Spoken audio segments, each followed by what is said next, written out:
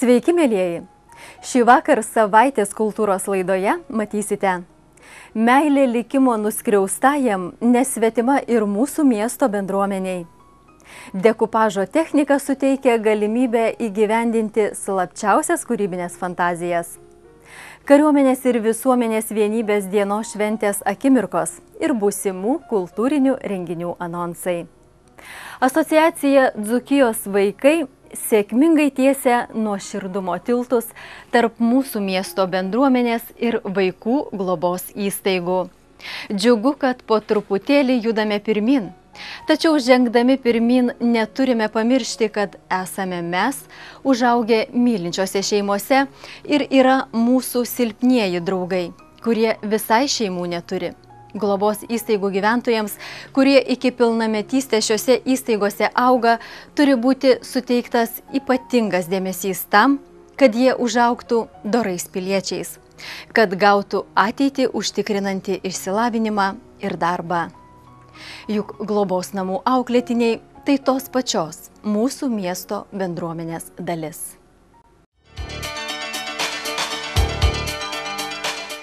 Meilė likimo nuskriaustajam nesvetima ir mūsų miesto bendruomeniai. Neseniai susikūrusi asociacija Dzūkijos vaikai jau spėjo nuveikti daug realių darbų, pradžiuginusių ne vieną vaikų globos namų auklėtinį.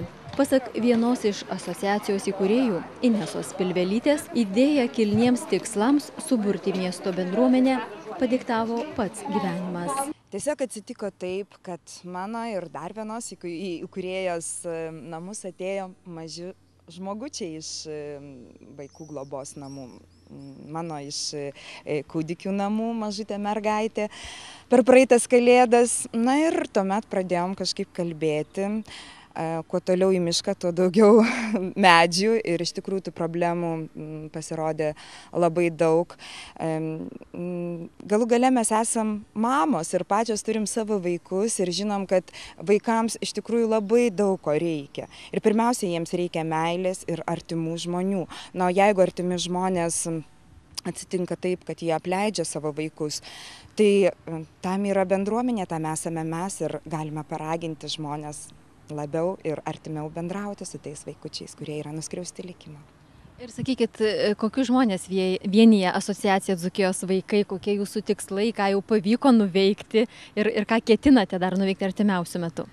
Vienyje tai pačius įvairiausius žmonės, įvairių profesijų, galiu pasakyti, bet be abejo, pirmiausia, tai vienyje plačių širdžių žmonės, turbūt taip galima pasakyti. Ir na, jau šiek tiek atlikome gerų darbų. Pirmiausia, galime paminėti talentų savaitę. Tai yra, kuomet kvietėme įvairias mokyklas, dailės mokyklą, muzikos mokyklą, teatro mokyklą, šokių studiją Lemaną, jaunimo centrą, tiesiog ateiti ir pristatyti savo veiklą vaikų globos namuose. Nes labai nedaug vaikučių iš ten lanko kažkokius būrelius. Jiems labai reikalinga ta veikla, galbūt tai ir bus pirmas žingsnis užsikabinti kažkaip gyvenime, galbūt tai bus lengviau. Ir aš labai, naudodamasi progą, noriu padėkoti tų mokyklų vadovams, kad jie geranoriškai atsiliepė ir sudalyvavo. Ir galim jau pasidžiaugti mažais rezultatais. Tai yra, kad 12 vaikučių stojo į dailės mokyklą ir visi 12 stojo. Tikėsim, išaugs garsus dailininkai. Jau tradicija tapo Alytaus apskrities valstybinių vaikos globų namų auklėtinių krikštynos, kurios kasmet vyksta gegužės mėnesį. Šiemet, praėjusią savaitę, Švento Liudviko bažnyčioje vykusiose apeigose būta dar daugiau vilties, nes mažuosius krikštijo ne tik globos namų darbuotojai, kaip jau nutinka kiekvienais metais, bet ir bendruomenės nariai. Iš 9 tądien krikštijamų vaikų 4 neturėjo krikštatėvių. Čia į pagalbą atskubėjo asociacija Dzūkijos vaikai. Labai smagu, kad tikrai geranoriškai ir tikrai neilgai reikėjo ieškoti tų krikšto tėvelių ir labai, na, taip sakau, geranoriškai atsiliepė mūsų bendruomenės nariai. Vitas ir Janina Grigučiai, Vilma ir Sigitas Kavaliauskai, Loreta ir Algimantas Trainavičiai, Dalia ir Dainius Matukai tapo bene pirmaisiais krikštatėviais iš miesto bendruomenės rato, nes iki šiol, jeigu neatsirasdavo vaikų giminaičių, savaičių krikštatėviais tapdavo patys globos namų įstaigos darbuotojai. Po apeigų mažieji ir jų krikštatėviai grįžo į globos namus. Čia jų laukė siurprizas. Oro balionėliai, kurie išskraidino vaikų svajones ir krikšto tėvų linkėjimus jiems. Vėliau globotiniai bendravo prie vaišių stalo, neslėpdami, kad vakaras jiems paliko labai daug įspūdžių, galbūt netgi svarbesnių nei krikštatėvių dovanos. Džiugu, kad kilnus žingsnis tapti globos vaikų auklėtinių krikštatėviais nepasibaigė vien gražia švente. Bendravimas tęsiasi. Aš manau, kad tikrai tai nebus tik popierinis reikalas ir tikrai jie susidraugaus. Kiek žinau, jau ir dabar vyksta toji draugystė, jau ir dabar kai kuriuos vaikučius buvo pasiėmę savaitgalį, jie bendravo. Tai yra toji savanoriška globa ir aš noriu pagituoti ir visus kitus Alytaus žmonės. Mūsų vaikų globos namuose Alytuje auga apie 180 vaikų.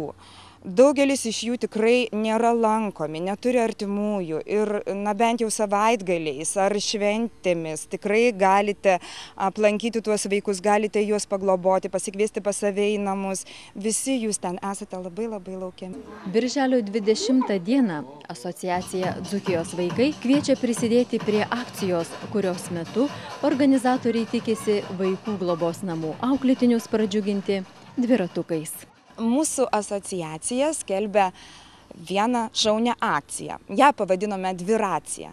Tai yra, jeigu jūsų namuose yra kažkokie, pavadinom taip, iššauktiniai dviratukai, paspirtukai ar kitokios važiuojamosios priemonės, riedučiai, taip patinka riedlentės, padovanokime juos vaikų globos namams. Tai yra birželio 20 dieną, 12 valandą, Rotušės aikštėje skelbiamos palydėtuvės, dviračių palydėtuvės. Visus kviečiame su tais dviratukais, be abejo, labai prašome, kad jie būtų tvarkingi.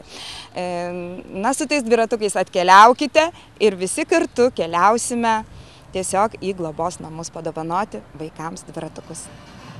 Asociacijos Dzūkijos vaikai kontaktinis telefonas 8 618 43 769. Elektroninis pašto adresas dzukijosvaikai@gmail.com.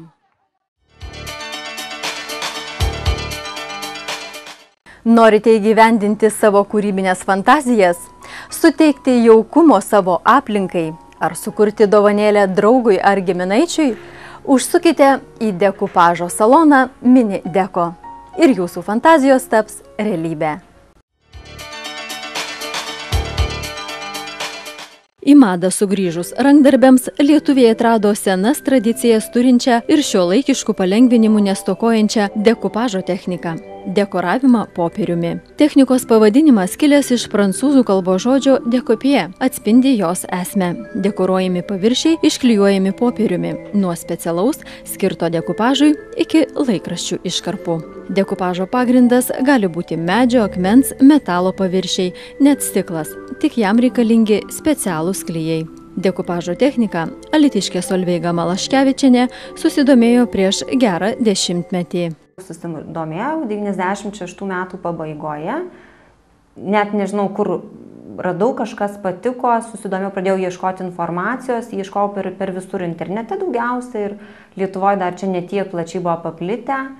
Tai kitų šalių tinklalapiuose, forumuose, pamokėlės įvairios, video medžiaga, instruktažai, technologiniai dalykai ir tiesiog mėnesį graužiau tik tai teoriją, kol paskui išdrįsau jau kažką imtis tokio daryti pati, jau maniau, kad jau turiu kažkokius pradinius, aišku, dabar man tai juokingai atrodo, nes iš tikrųjų technologija yra labai plati, labai daug yra būdų ir viską išmokti per mėnesį iš tikrųjų neįmanoma. Ir viską reikia praktiką bandyti, nes vienam išeina vienaip, kitam išeina kitaip ir rezultatai iš tikrųjų labai skirtingi ir labai skiriasi kiekvienos netgi tautų, skiriasi dekupažo principai patys, pats suvokimas, pateikimas, net vienur madingi tokie dalykai, kitur kitokie ir Lietuvoje važiuoju skiriasi iš tikrųjų dekupažas nuo kitų šalių dekupažo.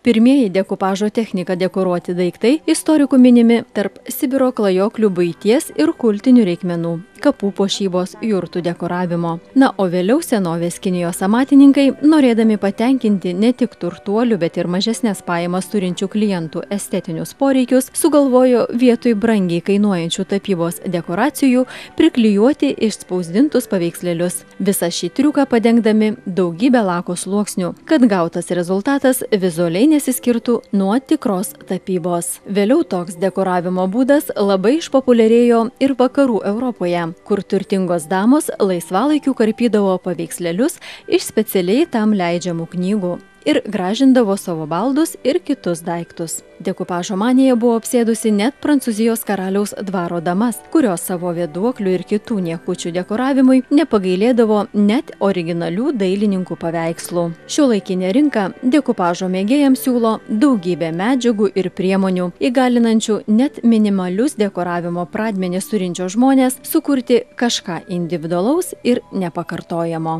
Vystėsi dekupažas iki šių dienų, kai visa pramonė yra skirta šitai rankdarbių, sakykime, rūšiai ir pagrindas yra popieriniai popierėliai įvairiausių rūšių. Nuo paprasčiausių servietėlių, kur šiais laikais dabar iš tikrųjų labai daug yra įvairių ir gražių, kurių naudojimas tik taip pats viršutinis sluoksnis su piešinėliu, atitinkamai nosinaitės. Paskui eina ryžinis popierius. Eina deko popieriai įvairiausio irgi pagaminimo, storumo, yra dvipusis netgi, kad galima būtų ant stiklo dekoruoti ir iš abiejų pusių gražiai vienodai atrodo. Ir paskui įvairiausio dizaino, įvairiausi popieriai. Žinoma, mums reikia daikto, kurį dekoruosim, nuo medinio, keramikos, metalo, stiklo, viskas tinka, baldai netgi, kas ką sumasto, ant visko galima dekoruoti. Reikia klijų. Jeigu neturim specialių dekupažui skirtų klijų, tinka lipalas, aišku, reikia atitinkamai atskiesti. Ir užfiksavimui reikalingas lakas. Lakų taip pat yra labai daug, labai skirtingų firmų ir rūšių. Jeigu norim meniškai pateikti dekupažą, reikės dažų įvairiausių pripiešimui, prišešėliavimui. Taip pat seno daikto imitacijai reikia sendinančių lakų, kurie skyla įvairiausiais būdais, įvairiausio dydžio gabalėliais. Irgi tam tikra technologija jų naudojimo. Tai visos šitos tokios medžiagos.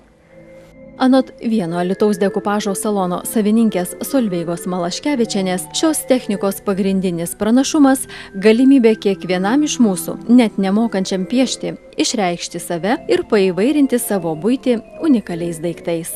Būtent todėl, kad dekupažas ir yra skirtas tiem, kurie patys nesugeba piešti. Taip gražiai, kaip dailininkai piešia.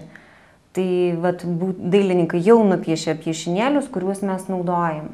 O pateikti galima yra labai paprastų būdų, kur galima netgi ir vaikas įveikia, ir senelis įveikia, ir visi džiaugiasi tuo rezultatu. Ir kiek kas sugeba.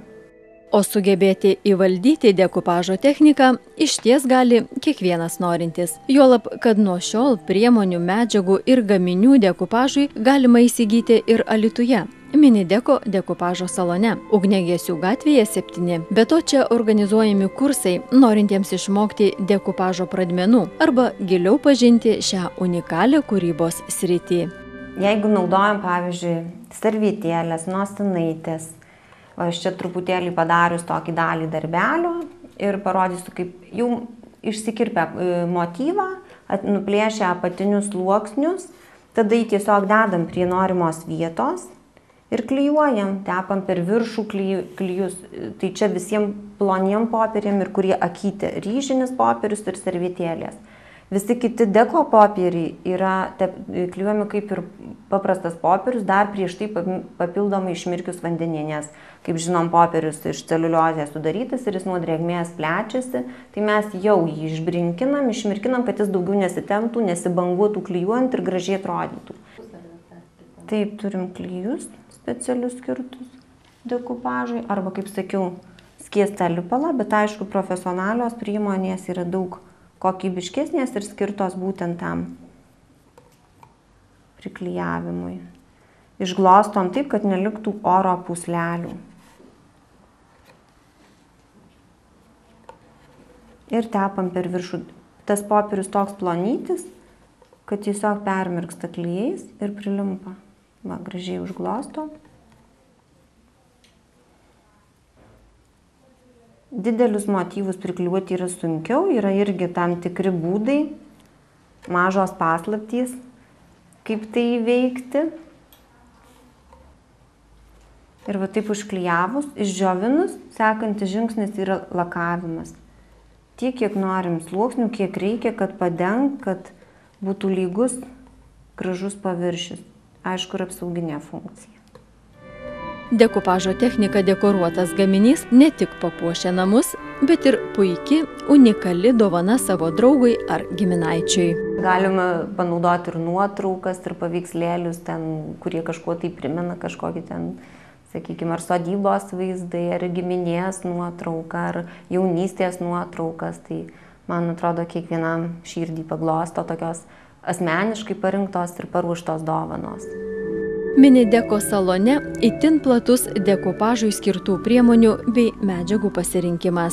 Įvairiausių ir storumo atžvilgių, ir kokybės atžvilgių daug firmų gamina savo, tiesiog skiriasi net ir dizainas, ir skirtas įvairiausių nuo jau brangesnių, paauksuotų, tokiem prašmatniem, prestižiniam dalykam, iki vaikiškų, iki klasikinių motyvų atkartojimo, netgi tikrų paveikslų reprodukcijos, kur jau nieko netgi tikrai nereikia fantazijos ieškoti, tokį didelį klijuot kažkur, gali patį paveikslą padaryti, ar padėklą, ar staliuką, ar bet kokį daiktą, baldus pavyzdžiui.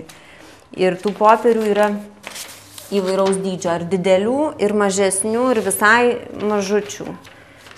Taip pat yra ryžinis popierius iš ryžių pluošto. Jis yra irgi taip pat labai įvairaus dizaino ir kažkuo primena pats sudėtimi servietėlę. Jį daug lengviau klijuoti negu servietėlę, jis netaip tempėsi, netaip raukšlėjasi, yra labai plonytis ir tvirtas. Tai dėl to labai mėgstamas dekupažo šitų mylėtojų. Senoviai dekupažą daugiausiai naudoja baldam dekoruoti, sienom dekoruoti. Nuo šiuolaikinė pramonė šios rankdarbių srities mėgėjams iš tikrųjų siūlo labai platų asortimentą daiktų, daikčiukų ir viso ko. Ir metalas, ir mediniai, ir servietėlinės, pavyzdžiui. Gali būti ir arbatinės arba dėžutės visokiams smulkmenoms susidėti. Stiklas įvairiaus dydžio, įvairios formos lėkštės. Taip pat keramikos gaminiai su metalu ar be metalo, netgi specialiai tam skirtos lempos. Padėklai, dėžutės, skrynutės, taupyklės, pats įvairiausias asortimentas. Laikrodžiai, padėklai, staleliai. Liaudės išmintis sako, geriau vieną kartą savo akimis pamatyti, savo rankomis išbandyti, negu 10 kartų išgirsti. Dekupažo salonas Mini Deko padės išsipildyti visoms jūsų kūrybinėms fantazijoms.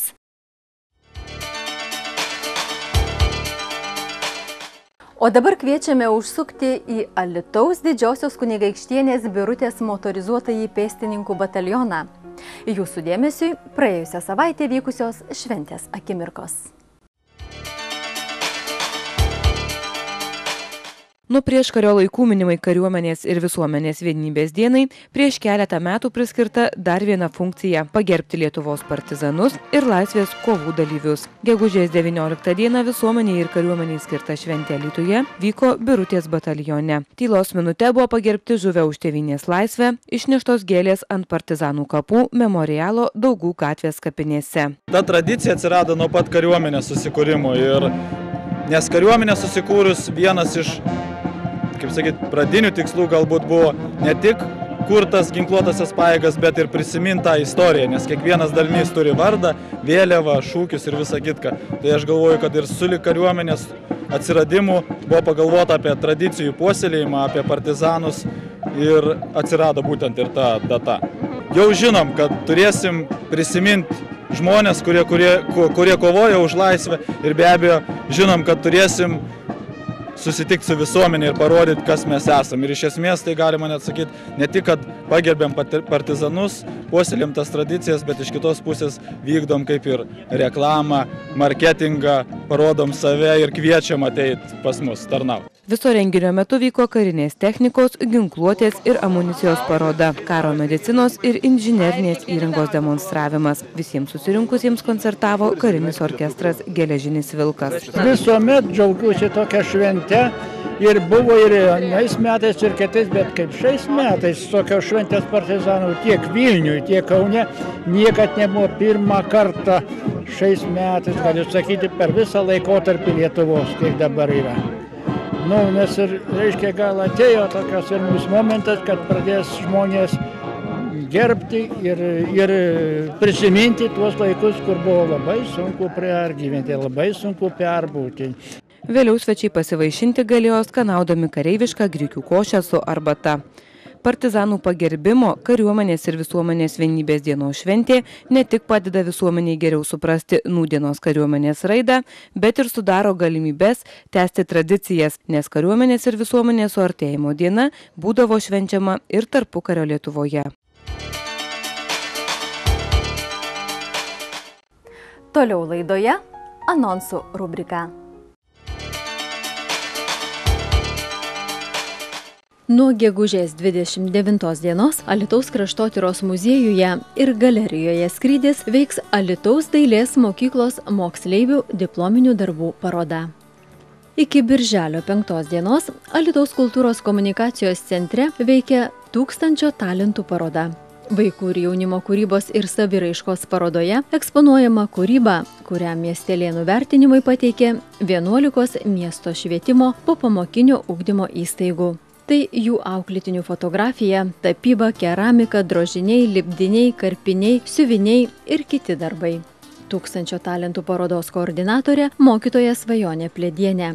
Talkininkai Vitas Zabita, Arūnas Vaitkus. Gegužės 29 birželio 4 dienomis Dainavos kino teatras rodo veiksmo filmą Adrenalinas 2. Nuo 15 ir 20 valandos. Komedija vėl 17 Dainavos kino teatre nuo 17 valandos 30 minučių. Gegužės 29 birželio 4 dienomis. Dėkui, kad šį pusvalandį buvote drauge su mumis. Susitiksime kitą ketvirtadienio vakarą. Sudie.